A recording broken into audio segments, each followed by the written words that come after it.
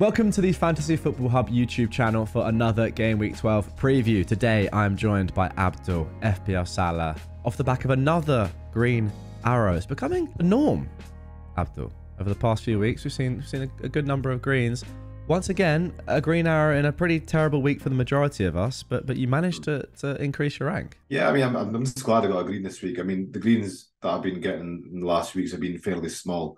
Really small actually, but this week was actually a good week. I only got 35 points, but as you know, like this was quite an unprecedented week, Jack, with how low the scoring was. So 35 was actually a really good score this week. So I went from like 1.6 million to 1.3 million. So yeah, getting towards that top 1 million finally. We're getting there. We're getting there. So, yeah, run us through your team. Be happy with it? Any players that, you know, obviously you've got the likes of Palmer in there that just really carried you this week. But, you know, a little gay clean as well. I got to be happy with that. It was a solid choice on the wild card. Matoma doing well as well. Yeah, I guess so. I mean, I think I got Gahey in for this fixture, you know, because I knew Gabriel had the Newcastle game, which was going to be tough. So really glad he got the clean sheet there. Everything else was pretty much a disaster apart from Palmer. I mean, I know Matoma got an assist. You know, he chipped in, but yeah, I mean, I guess, you know, 3 returns there, you know, you're 12. You know, usually that would be an absolute disaster, but because pretty much everybody else blanked, you know, you've got to look at the game week, you know, as compared to what the average is and what everybody else got. So yeah, a pretty good game week. And I think I'm pretty set up for the weeks ahead as well. I've got 2 free transfers for game week 12. Yeah, looking good. Team's in a good spot. Game week rating as well, which we'll come on to on the website, is looking really, really strong, and team rating as well. Before we get into that, what would you say to people out there, perhaps like me, that had an absolute shocker of a game week? Personally, I got 22 points. A lot of players out there, a lot of managers out there did worse than that. What would you say? Is it time to panic? You know, are we terrible FPL managers? What's going on? How are we doing so badly? I just think it's one of those weeks, Jack. It was like I played this game for about 16 years. I've not seen a game week that has been so extreme in variance. Like, wow. Seriously, like this is the biggest I've seen it. I mean, if you see like my anytime scorer odds that I usually post, post game week, so the top 25 scorers, only 3 scored, and wow. two of the players that scored came off the bench, which was Foden and Luis Diaz, and the other one was Doku, and it was just madness. It was like, you know, it's one of those weeks where, of course, like every season you're gonna have like bad weeks, you know, which, you know, you get 25 points, 30 points, and, you know, it's you know, you're gonna, you know, suffer a rank drop. You can't get good green arrows every week, but like last week was just, you know, kind of unprecedented. I think that was the worst week I've seen. We've seen some scores, people had 10 points.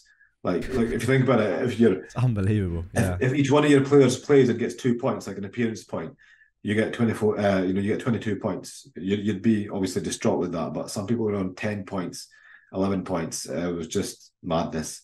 There was that Chelsea and Spurs game as well. You know, obviously a lot of players had Madison, you know, Udogie, Romero. Yeah, so it was just one of those game weeks where you just got to laugh because it was just, you know, just pretty horrendous. And yeah, football wise, though, that Chelsea and Spurs game made up for it. That was an absolutely fantastic game of football. That's true. It's probably a week to forget for FPL. More just yeah. You know, there are some pretty crazy results out there. Luton almost beating Liverpool was pretty astonishing. And yeah, that Chelsea Tottenham game was pretty crazy. All right, my friend, let's get into your team for the upcoming game week. Now, at the time of recording, we are recording this on Wednesday evening now. We've just heard some news, right, about a player that has interested you. You just told me off camera, who may even, you're saying, be a potential transfer in this game week. Who is it? Yeah, so Estepinian, just heard from Desarbi that he's in contention to play a part against Ajax. So obviously, if that's the case, if he gets like a good amount of minutes, like just say, even like half, you know, comes on half time, 45 minutes, maybe the last 30, then he may well start, you know, against Sheffield United in game week 12. So, I mean, that's a player I really want. I mean, I was hoping he was going to be fit for my wildcard in game week 10, but he wasn't, unfortunately. And a few moves which I was looking at this week were Cash to either Saliba or Lewis Dunk, because we know Cash has got that kind of shoulder injury. I know he was in training today, and Aston Villa do have their Europa League match tomorrow, on Thursday. So we'll get more information on that, and we'll obviously get more information on Estepinian and how many he plays, in the Thursday night games. So a lot depends on that. But if Cash is looking in doubt, then he's going to go for either. Well, he was going to either go for Saliba or Dunk, but now if Estepinian's in the picture, he's definitely in contention. Wow, I mean, yeah, we just know what he can do. We know how much of an explosive asset he can be. Now back down at 5 million, so actually cheaper than Cash. I'm not sure what your selling price is on Cash, but both started at 5, and Estepinian obviously started the season well, was in a lot of teams, and yeah, that price shot up. But now a very affordable 5 million. I guess the issue is with him, even if you do know that he's back in the squad and training and playing in matches and contributing, I kind of feel like it's, like Reece James, you need him to have a bit of a run coming back from injury to make sure that he's not going to have a reoccurrence of that injury very quickly. Yeah, I mean, to be honest, I've not seen what his injury record is like, but yeah, I mean, he's coming back from a long injury. If he gets a bit of minutes off the bench against Ajax, there is a possibility that he gets minutes off the bench again at Sheffield United. You never know, or he could start and come off in 59th minute. So there is a risk there, but it all depends on how he's looking against Ajax, fitness wise, and what De Zerbi says, in the press conferences as well after. But saying that, if Cash is fully fit, if we get, he plays the full game tomorrow, then, I think I might hold off on that transfer. I probably very likely will. And then, when I'm looking at my team, there's really not much to do on the face of it, but Tsimikas could be a problem, because if he starts tomorrow against Toulouse, I think Liverpool are playing, plays the full game, he's going to be a doubt to start Brentford. Gomez started at left back last game week, and we kind of know now he's not. I mean, I only got him for 4.4 million. He's my fourth defender, so it's not a disaster. But I do need to kind of work out whether he's going to play or not. And if it looks like he's a doubt, then I could possibly then I've got Palmer on the bench, and I've got Archer and Taylor who haven't got the best fixtures this week. So there could be a possible transfer for Archer out for somebody possibly. And I was looking at João Pedro. I know he's been benched the last 2 games, but they were Sheffield United at home. That's one I was looking at. Potentially, and again, it's a big risk, but that Sheffield United at home fixture is just so really good, nice. Yeah. It is, yeah. And look, if it looks like Tsimikas is starting, like he's benched tomorrow, and it looks like I've got a fully fit team with Cash as well, then honestly I'm looking at something like a Turner to a Strakoschka, just to save the 0.1 million, and then save the transfers, because I have got Mitoma to Mbeumo booked in for game week 14. That's one transfer I know I'm going to make, unless Mbeumo gets injured. So it really depends on a lot in the games in the Europa League, but that's kind of where my head is at. It's either going to be, it depends on Cash's fitness, and it kind of depends on Tsimikas' fitness as well. He's one of those that I would love to have in my team, because the thing with him is, because he is so important to that Brighton side as well. Yeah, we've seen. I mean, I don't know if it's directly correlated, but they have kind of dropped off somewhat since he's dropped out of the team. I think he is just so important to that team, especially how they attack, and we know that a lot goes down their left hand side. Yeah, but yeah, that makes me think that perhaps there is a high chance that De Zerbi will just think he needs to get him back in the team as quickly as possible. I do just worry about the minutes and the risk of a potential recurrence of injury, but we'll see in the game tomorrow night. Whether he gets significant minutes and how that looks going forward. The fixtures are so good. That's the thing, as you say. Like if there's one whole fixture, it's that one, isn't it? Yeah, I mean, long terms. I mean, they've got Sheffield United, one of the best fixtures of the season, probably for clean sheet wise and attacking wise. Nottingham Forest is good. Obviously, Chelsea away is tough, but then after that they've got Brentford and Burnley at home. So their fixtures are definitely there, and so you ideally want as many players as you want from them, but obviously there is a lot of rotation risk in Brighton's players. So it comes with the territory. It's kind of high risk, high reward with them. So let's see how the games play out. The game plays out against Ajax, and take it from there. Yeah, absolutely. All right, let's move on to captaincy this week. Obviously, the man that we all seem to captain. I mean, owners anyway. Last week, Haaland got injured. Against Bournemouth at home in a 6-1 win after 45 minutes. And Alvarez as well. I mean, I've got to just put a word in for Alvarez. The man that I held, selfishly I'm talking now, the man that I held, and he He played a good amount of the game and got nothing in a 6-1 win. I mean, unbelievable. But nonetheless, this week, what are you thinking? Because according to the predicted points here, Haaland is still top. There's very few weeks in which he's not, just because he can be so electric, as we saw in the United game. No one's shocked when he comes away from that game with, a couple of goal involvements. But this week, what are you thinking? Well, my current armband is on Salah, but really, I mean, there's a lot of options there. I mean, Chelsea, yeah. I mean, we know Haaland can, haul against Chelsea, but Chelsea have, despite what happened on Monday, they have got a decent defense, and it's in the top. They've got the top 5 for XGC, sorry, expected goals conceded, and top 4 for goals conceded. So they have got a good defence. Obviously, we know City attack is amazing, but I just think with that fixture there, it's got to be Salah over Haaland. I'd possibly even say Saka over Haaland as well. Burnley at home. I know Arsenal and Saka's stats haven't been anywhere near as good as last season. Saka's kind of attacking it, but it's been quite worrying actually in the last 4 or 5 game weeks. The last 4 or 5 games he's played. But the fixtures are there for Arsenal, so I'm going to give him a bit more time. And I do think, he has an outside chance for, an outside shout for the captaincy this week as well. Yeah, fair enough.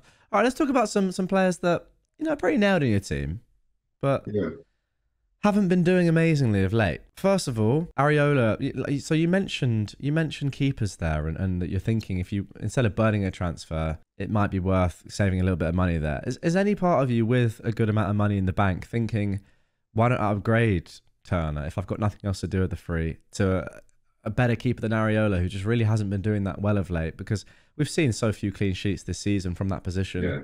Is it worth a transfer there? I don't think so. I mean, whatever keeper you bring in, really, who am I going to bring in? I think, Johnson's 4.6, but then, I don't think, he's worth it when I've got a Gahey there. We've got Alisson Becker, who's 5.6, who's second for, points. But I don't really see who else I would bring in. I just think at his price, I don't want to spend too much on my goalkeepers and defence this season, because we've already seen, with the clean sheets and, the defenders, just like Trent, they're not worth the kind of output. They're not worth the outlay.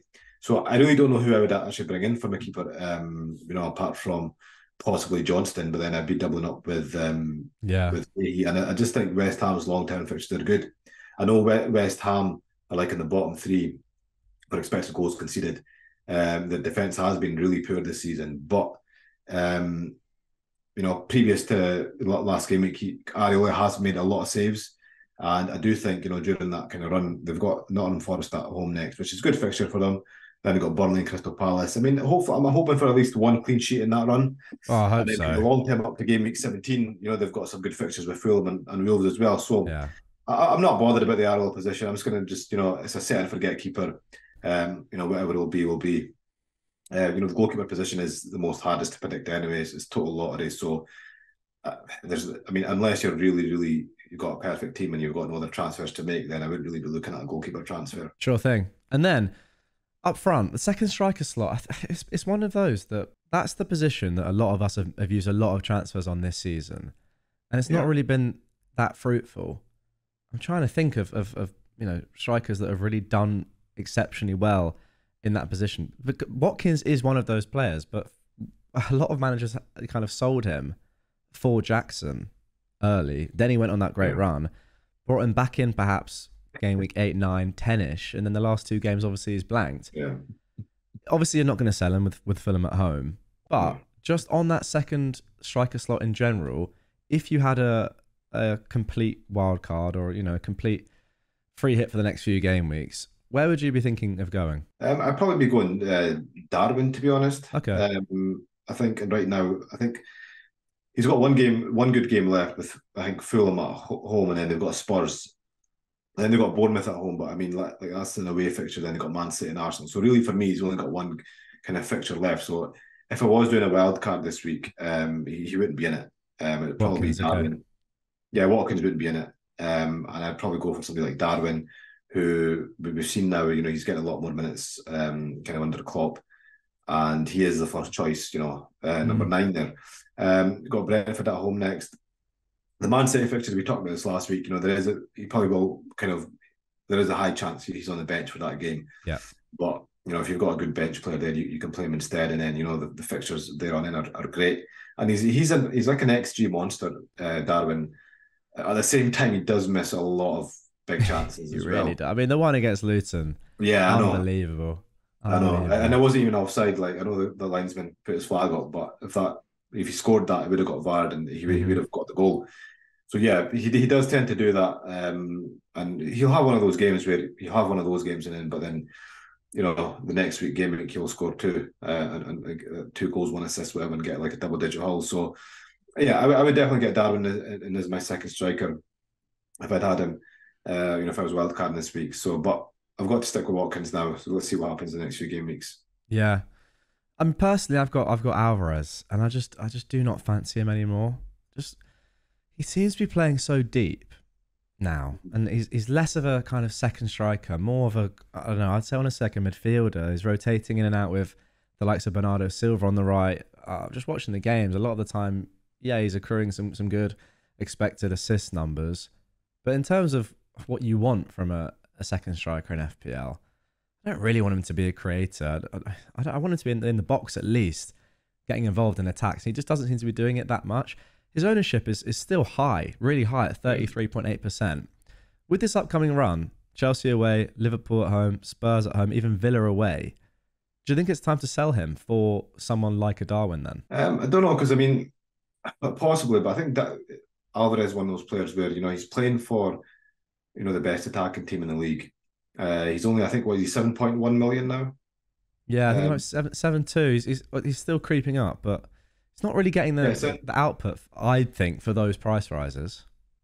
The thing is, Darwin has kind of overperformed on his XG, throughout the season. But because he's getting so many minutes and because he's playing in such an attacking team, it's not like I think in a way it's not that he's going to sustain that great run that he done at the start of the season, but he will tick along with points. And what you've got with Darwin is we've got something that is quite unpredictable. Yeah. Who might get benched in a few games, who might come off early, whereas Alvarez has been getting, kind of solid minutes, 70 plus in most games. And yeah, the fixtures are tough, right? But I think after Chelsea and Liverpool, then they got Spurs at home, which isn't really a bad fixture really for attacking purposes. They've got Villa away, then Luton, Crystal Palace, all great fixtures. So I would probably, if I had Alvarez in my team, I would probably look to probably stick to him. I do think that a move to Darwin would probably be a bit sideways for me.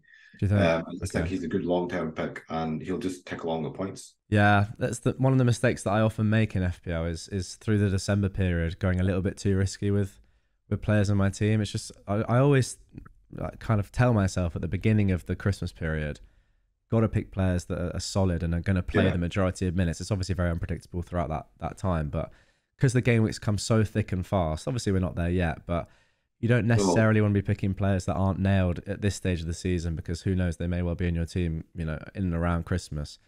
Yeah, I don't know if I can necessarily say that about Darwin, but Alvarez probably more likely. I mean, who knows? They're both kind of up in the air. I don't know. Yeah, I mean, no, you're spot on, and you raise a good point about the Christmas period, by the way, because we've only got 2 game weeks left in November. And then we've got 7 game weeks in December, which is going to be, obviously, we know that's kind of rotation central. So yeah, like coming up to that December period, you are going to want players in there who are like nailed, like the likes of Mbeumo, the likes of, I'm not saying to get Bruno Fernandes in, but those types of players who get 90 minutes, who start, Mo Salah. When you're looking at even like your Brighton players like Matomas and that, when that comes to like that December period, they're going to be rotation risks. Darwin's going to be a rotation risk, but you have